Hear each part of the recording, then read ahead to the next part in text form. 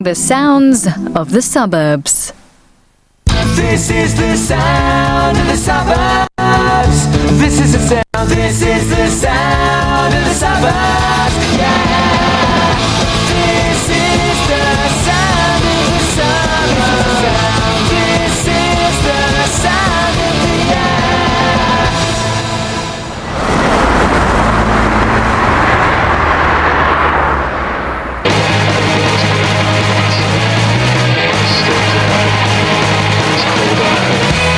There aren't that many industries that Britain is still world famous for, but music's one of them. In fact, youth culture in all its forms is an industry worth billions of pounds a year, but it's developed by and large unaided by corporate sponsorship and government funding, unless you count the job seekers' allowance, of course.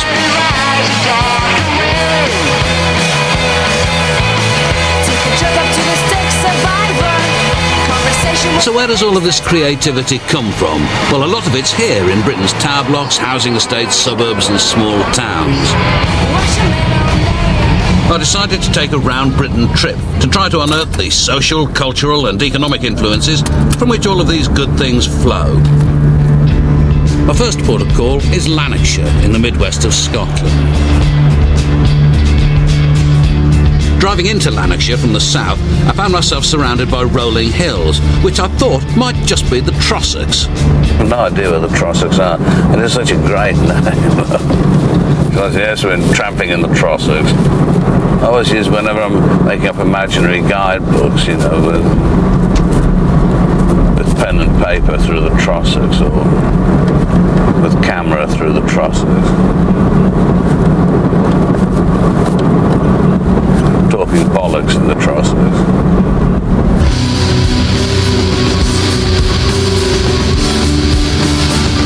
Astonishingly, I was going to talk quite a lot of bollocks during my trip to Lanarkshire, which lies to the south of Glasgow, geography fans. While it's very beautiful in places, it's also scarred with the remains of the heavy industries it was once famous for.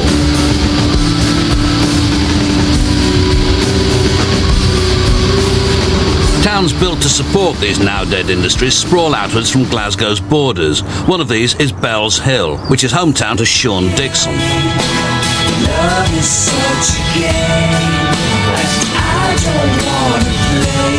With his former band, the Soup Dragons, Sean experienced the strange sensation of being one day an unemployed youth in a small town, and the next being an unemployed youth playing on top of the pops. But he's always stayed close to his roots and is based firmly in Scotland with his new band, the Hi-Fidelity.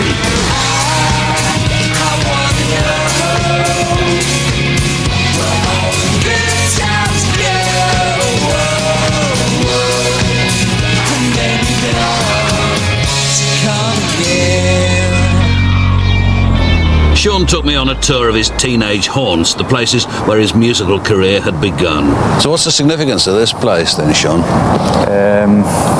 When I was about 15, we used to come down here with tape recorders, like us and a bunch of friends and things. There was a lot of people at that time around here that were kind of into music. It was as a result of what? I mean, what were they inspired by? Being unemployed. Or unemployable.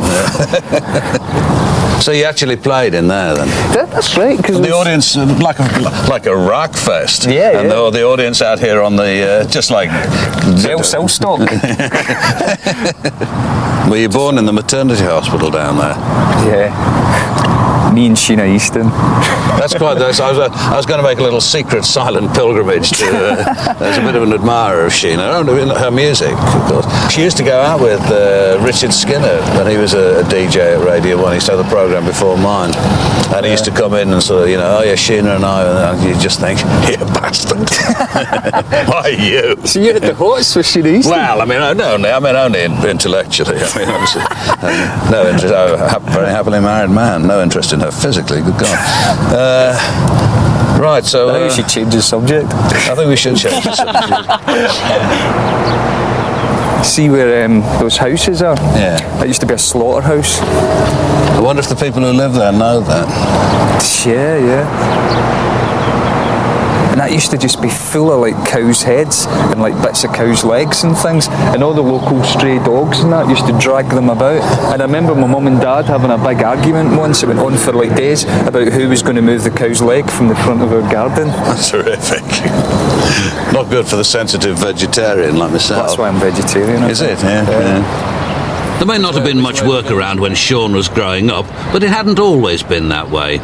Until the 1960s, the young men of Bellshill had coal mining as a career option. One of these young men was Sean's dad, Sam, who took us to inspect one of his teenage haunts. 8 or 9 killed or something.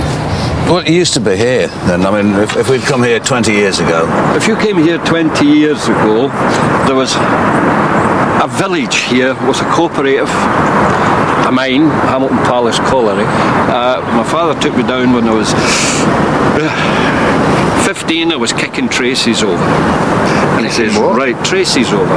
In other words, He was a troublemaker. I was a troublemaker. And my dad. it gave me the opportunity of earning a living down the pit. So they made an arrangement for me to go down one day. It must have been a tough life. I mean, both down the pit and out of it. Well, we were brought up tough. How about you, Sean? You brought up tough, do you reckon? Brought up disciplined. Yeah. Brought up disciplined. Yeah, right. If they hadn't, if the systems hadn't changed, hadn't closed the pit down, you'd be down there. You'd be. No, I doubt it. I doubt it. No, he was too shrewd, too clever. Yeah. That's Gordon. Too shrewd, too clever. You're too shrewd, too clever, yeah, Sean. well, Gordon. I had 3 sons. I'm not going to argue with you, Yeah, well, I had 3 sons and a daughter. Right. Colin's a cop, policeman. Ross is an engineer. And then with Sean, we know what he is. What are you, Sean? You know what am I? Define yourself. A musician. And then we have. Love the way he just flies by. Musician. Then we have. Do you like the stuff that he does? Do you listen to the stuff Yes. that he does? Oh, tapes in the car. Have you? Oh, I'm Good into man. that. Yeah, I'm into it's that. good. I'm into Good that gear. Yeah. Into that gear. You know, you get all. I don't think they get a chance, half these guys. No. Having thoroughly embarrassed Sean, I thought I'd move on to the nearby town of Motherwell, which was once home to the massive Ravenscraig steelworks and is still home to one of my favourite Scottish football teams and one of my favourite Scottish bands, the Delgados, purveyors of dandy tunes with rhythm accompaniment.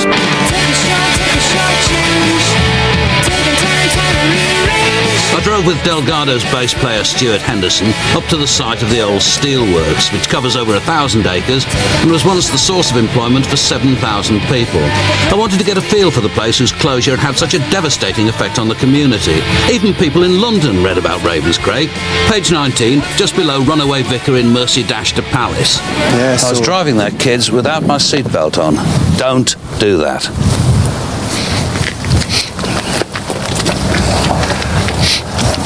Right, so this was all...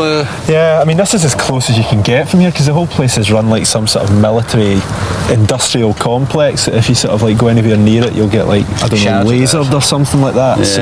So there's like the ground, you know, there's a lot of stuff in the ground, which is... totally. I mean, I think that's what we heard. Is like, it's like some of the places have got like carbon half-lives of God knows what, you know, and it's like they've had to seal the whole thing off. There was like a railway line that came into the place and it was all linked in with like some of the other steel works and everything, and it's difficult to kind of get any kind of sense of scale on it because they took the cooling towers down. I mean, even for me, and it's like from a personal point of view, I'm not like the most overtly political of people really, but you know, it was still one of those things where you just knew that it just wasn't right. You know, you just knew that it wasn't right. And it's bad because you just wonder whose sort of agenda everything's getting done to. You can get really sort of like... and well, you could get you can get profoundly depressed, really, because you think, in fact, if you know, does the kind of amount of influence that you think you have actually matter a toss, really, when it comes right down to our government's in charge? Increasingly not, I think.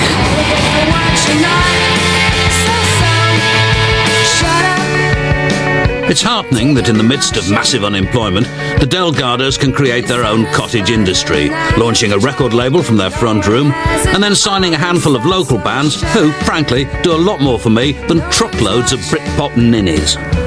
So tell us about Motherwell. I mean, what's it like for bands? What's it been like getting a band together? I mean, well, I don't know. It's actually been okay. I mean, it was strange because as far as starting the band and all that thing's concerned, it was such a sort of organic thing with us. We didn't really, we didn't think about, we were actually starting a band. So what about the label then? What made you decide to do a label? It wasn't through any sort of entrepreneurial sort of Branson-esque type sort of like try and make a fast buck or anything. It was just start your own airline. Yeah, totally. But we just thought it was just something that we were all interested in. We were all, we were all keen enough to do it, and we thought, well,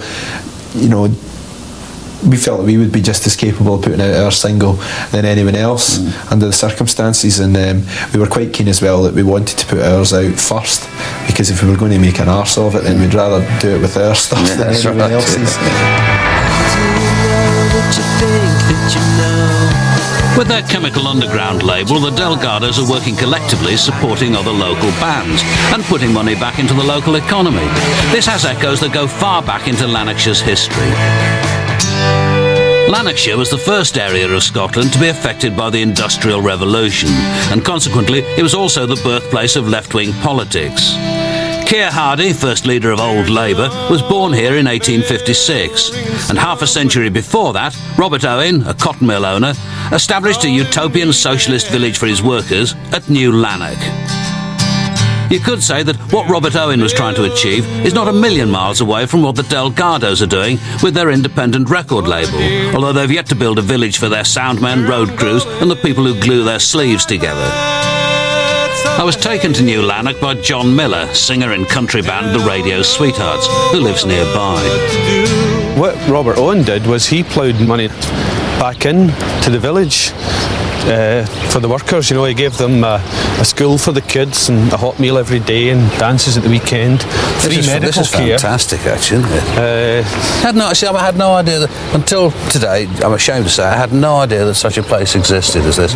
In the time we're talking about, the early 1800s, all these sort of things like giving your workers free medical care, that was totally unheard of. And the kids went to school until I think they were 10, which was better than dying in the mills when you were 6, I suppose. But it's making them clever and strong enough to work in the factories. I suppose. Obviously, paternalism, I guess, isn't it? Yeah, obviously he was a good guy, but not cynical enough to say the only reason he was doing it was because if they were fitter and healthier, they could work better. Right. Because he actually gave them a shorter working day. Did he? It's all things that, like, for myself as a trade union member, it's all things that, in the history of trade unionism, it's things that people fought long and hard for. Yeah. And there was this guy doing it way back then. Subsequently lost. Yeah. This is where I used to come and do a fair amount of my courting. Oh, did you? Indeed, I thought it was a good place for it too.